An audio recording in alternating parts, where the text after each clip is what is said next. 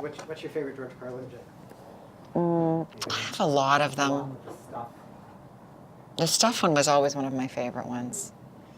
But I love the 7 words you can't say. That was when I was that came out when I was young. So it was like, believe the sun is out?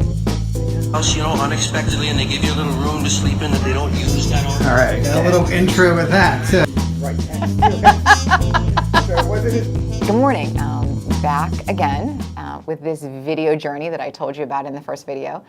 Today I want to talk a little bit about something that's really a big deal for realtors, and it's a big deal for everyone, is clutter. Clutter is the most difficult thing to be able to harness when we get ready to list a house and when you get ready as a buyer to move to a new house. Everybody has stuff. According to George Carlin, the meaning of life is getting a place to hold our stuff. If you didn't have so much goddamn stuff, you wouldn't need a house. We collect stuff. So we have a house that holds our stuff. And we have a lot of it. So today I want to talk a little bit about the journey you need to do to get rid of your belongings, or to at least figure out how to get rid of things when you've accumulated a lot of stuff. There's a lot of ways to do it. We're going to visit a couple places today that I can show you where you can donate stuff or you can sell stuff. So today we're going to figure out a way to eliminate some of our stuff. Maybe make some money, maybe just clean out, and I'm looking forward to the rest of the day. Stuff, yeah, stuff. Next up, meet me in my car. We're going to stop and get a coffee first, and then we're going to go to the Savvy Fox. On our way. It's a huge issue. People have a lot of stuff. They've really accumulated basements and attics full of stuff. And when you get ready to sell your house, it has to be in a condition that everyone can go through every room, all the closets are cleaned out, that you really don't have too much clutter around. And there really isn't anyone that doesn't have clutter. I mean, we have this new minimalist thing happening now, but people they're engaging, but they're not engaging to the degree that nobody has stuff. So we really are a whole country of consumers. So we have a lot of stuff.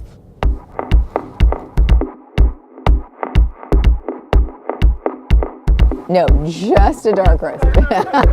All right, thanks. You're welcome. Thanks. Okay. Onward to the Goodwill because it's close. Okay, so we run and dump at the Goodwill.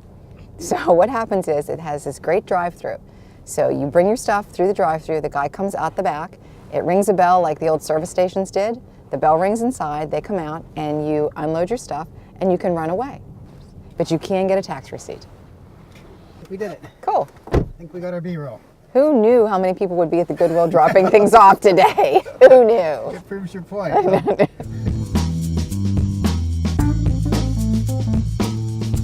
right, this is a consignment store I use, and I recommend it to people. They do furniture, they do clothing, they do all kinds of things here. You can bring it in, they're super nice here. And you have to sign in, and they give you an account. And if they cannot sell the items, then they donate them. It's really worthwhile, and you need to take your time and stop in and look at it. We're going to stop and look at the front of it. I'm going to get out and give you a little visual of it, but really easy to do. Now, along with this, if you don't want to physically bring the stuff to a consignment store, you can actually consign online. And I will give you a list of places that you can do consignment for. Here we are in the Savvy Fox. It's very difficult for me to focus because I want to look at everything that's in here. It's a great consignment store. There are consignment stores all over the city. This happens to be the one in the South Hills. They're wonderful here. They treat you great. And this is a really good place to start if you have things you need to get rid of that you'd like to have sold. Remember, assign a value to things, and once you come in and talk with them and you get an idea of what the value is, if it's around where you want it to be, then you need to sell them. But whatever that value is, remember, everything is not saleable. But if they can't sell it, they will let you donate it. So we're leaving the Savvy Fox now. We're going to go on to one more place. It's a place to put medical. If you have a lot of medical supplies you need to get rid of, it's called Global Links, and that's going to be our next stop. See you there.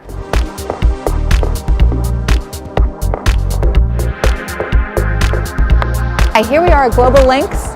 It's a place when you have medical supplies that you need to get rid of, and often when you're cleaning out a house, there's going to be canes, maybe a manual wheelchair, maybe a walker, a shower chair, They will take all of those things. There's some things they won't take, so make sure you check and see.